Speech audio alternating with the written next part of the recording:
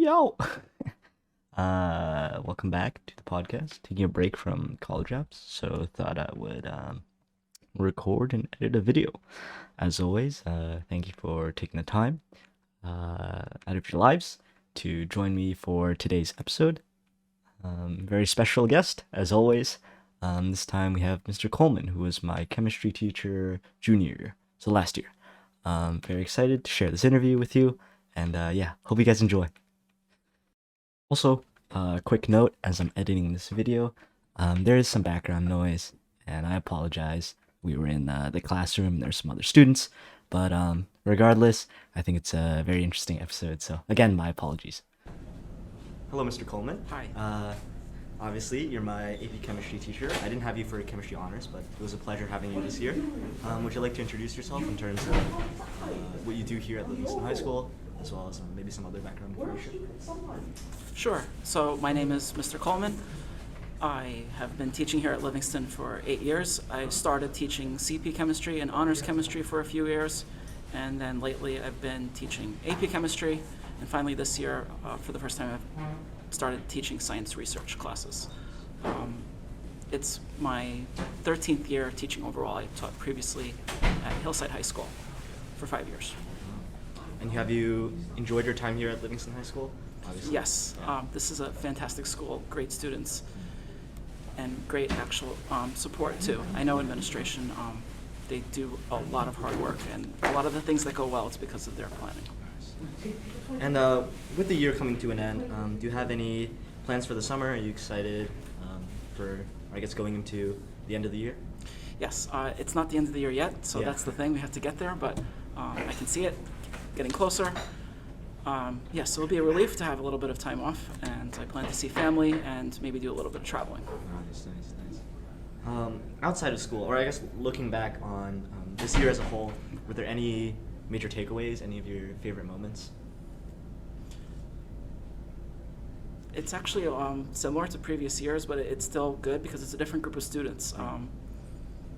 The different group of students, they always start out a little unsure or maybe oversure, and it gets to be maybe a low point in the middle of the year, but near the end, it's really nice to see everyone where they end. They always end up in a much higher place, and it's just good to see. Even the same themes, but with different people. It's very gratifying.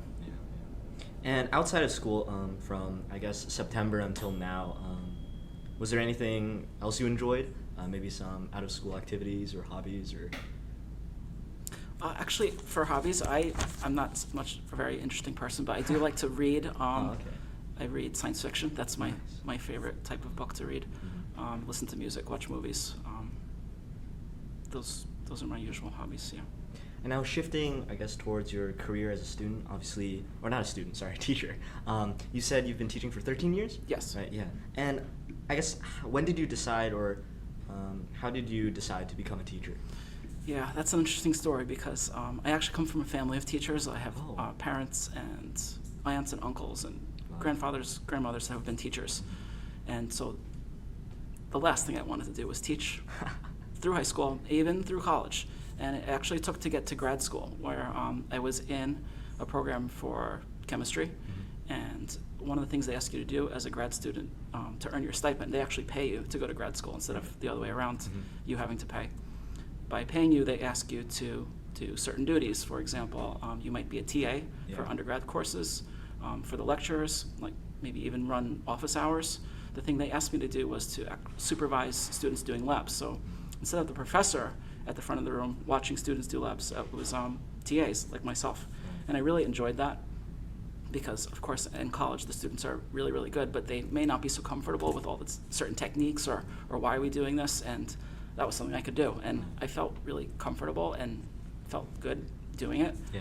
And I realized I was actually starting to look forward to doing that TA work more than my own research and my own classes. Now, that's actually not such a good thing because that's not usually like why the grad students are there. The grad students are there for themselves. And the stipend work is supposed to be a side thing. Yeah. But when that gets more interesting than what you're actually there for, you start realizing like, okay, this is good and bad. Good that I know what I want to do now, but bad that this is not the proper place. I have to go somewhere else. So I actually dropped out of the graduate school program and went into learning how to teach. Now, that only took a year to get a certificate because I had prior coursework, and then I went into teaching, actually. Yeah. If you didn't decide to go down, I guess, the path of becoming a teacher, do you see yourself continuing in chemistry and eventually, I guess, working on research? Or do you think for you, I guess, was teaching really, I guess after that experience, was it really like your main focus from that point on?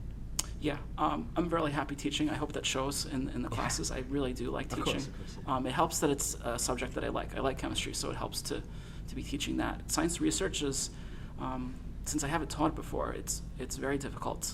But I'm finding that I'm learning things, and that's actually very exciting as a teacher. Normally, it's your role to make sure other people are learning, and so to be able to learn myself, I have such good students. It's really easy to see. It's fantastic to see how quickly they learn difficult things, and so I say, well, if they could do it, then so can I. Yeah. And so, I guess, when as a teacher do you feel you're at your best, and when do you feel, I guess, the most proud? Is it when you see the success of your students, when, I guess, a lesson goes as planned, or maybe not as planned? That's a question. You gave me the questions in advance. Thank Yeah. you very much for that. And that's a question I had to really think hard about. But ultimately, I settled on, I think I'm at my best when I know that the students are paying attention. And having taught at other schools before, this is almost always the case. So I really feel blessed again to be teaching at a school like this where the students really are focused and attentive, and I barely have to redirect them to stay on task. They are on task, and that's like their default. And so if I know they're paying attention, I know that I have to be my best, and I think that's very motivating. And I'm really proud, again, of the students for keeping that up in a difficult class like AP Chemistry. Would you say the students are the best part of your job? Is there a definitive best part of your job? Yes, that's by far the best part of my job is to be helping the students learn directly. And then looking at the flip side, is there a worst part of your job? Yeah, the worst part really is when you've got things planned out, like for months in advance, and you know what's supposed to happen on each day, on each lesson, and then they'll say that there's a change in the schedule, or there's a workshop that you have to attend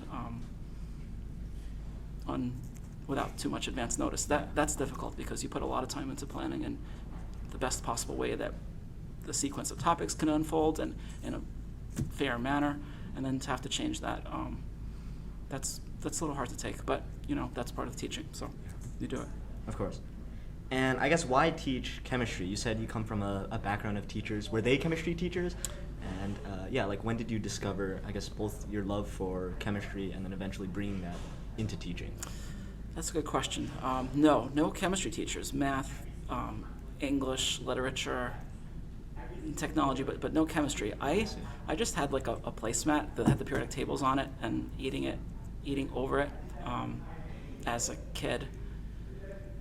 I just like seeing all the different elements, and it just reminded me of Legos. I really like Legos. How you take the little Legos. tiny things and like you can make something entirely different, and many different things from the same pieces, and that really is a good, I think, analogy to chemistry. With the different atoms, you make different things. Yeah, I think that's a really nice way to put it. I mean, obviously being in AP Chemistry this year, I think it's one of the subjects that I enjoy the most with my schedule.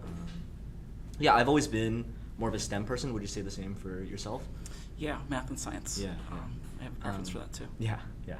And so I think coming into this year, I was expecting a lot, and then having you as a teacher with this subject, I think it definitely lived up, if not, went past those expectations. So, obviously.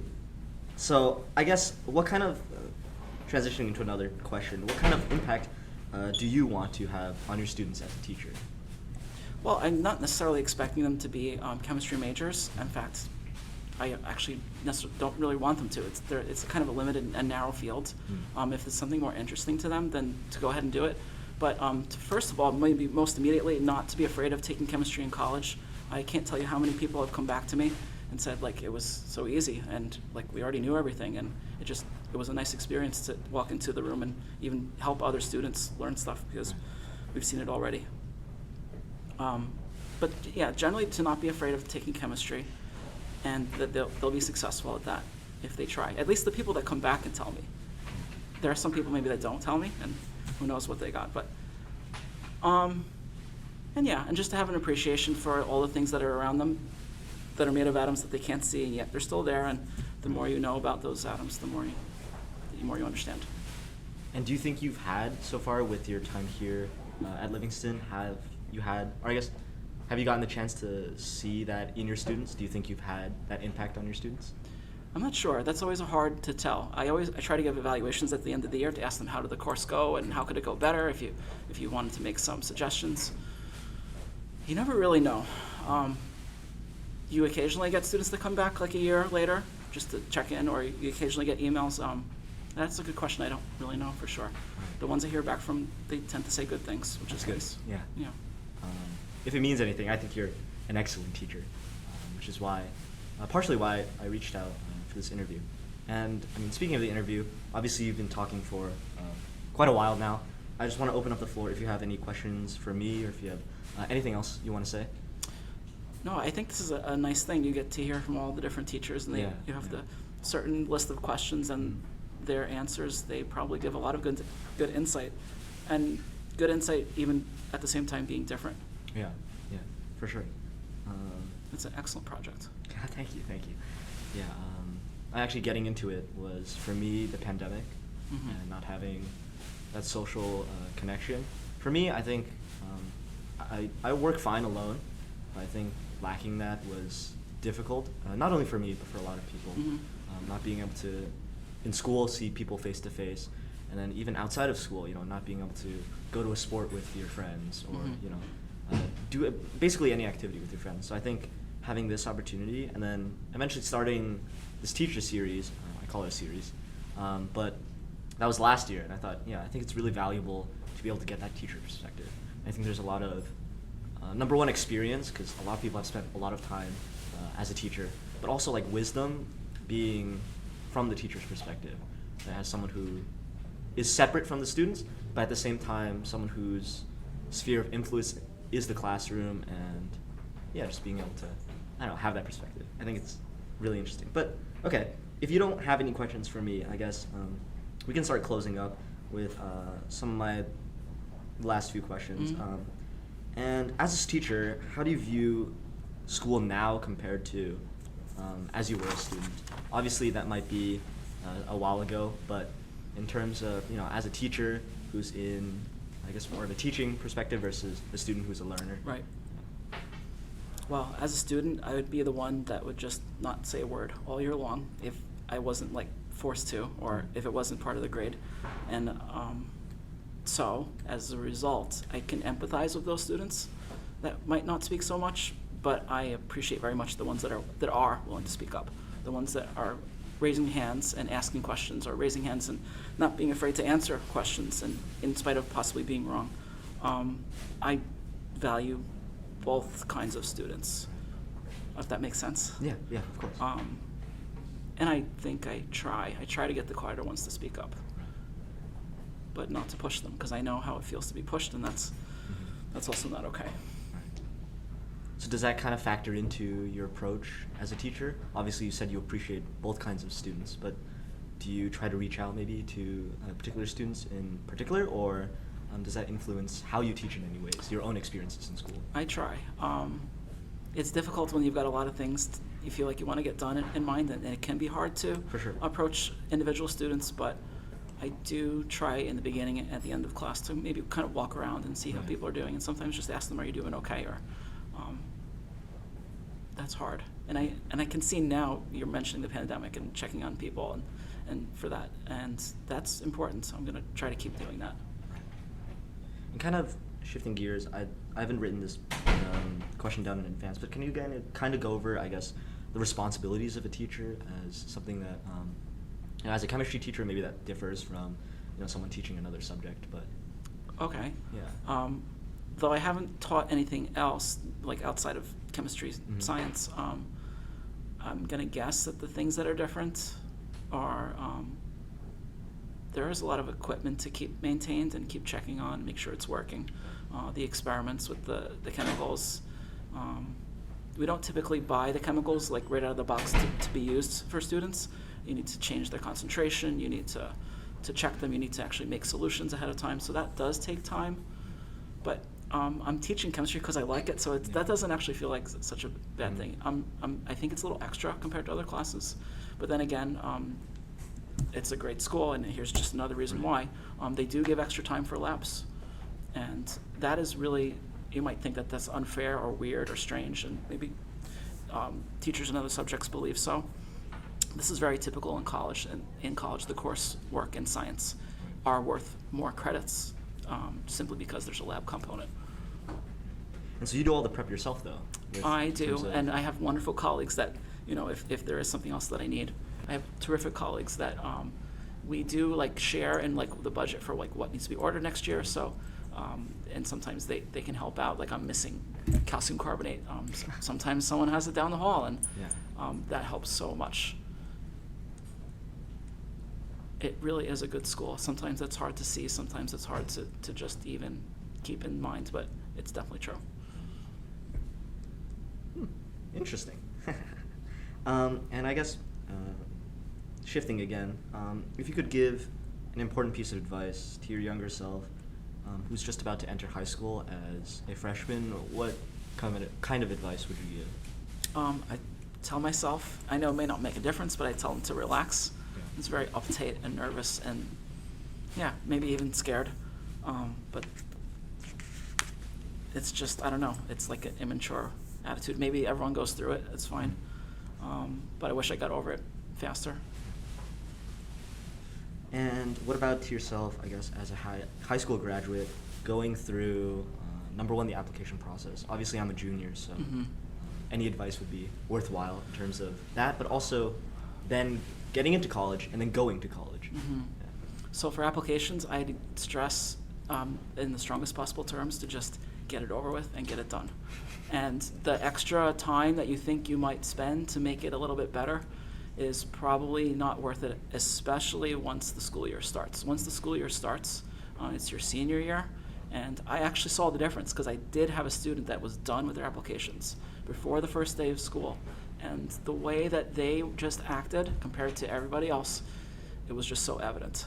There was a stress that that student did not have, that everyone else was just, I don't want to say totally buried, but sometimes it almost looked like that, figuratively speaking, to get it done as soon as you can. And you might feel like you want more time, but it's only advice, and you can certainly do what you want, but to have it finished would be such a burden off your shoulders.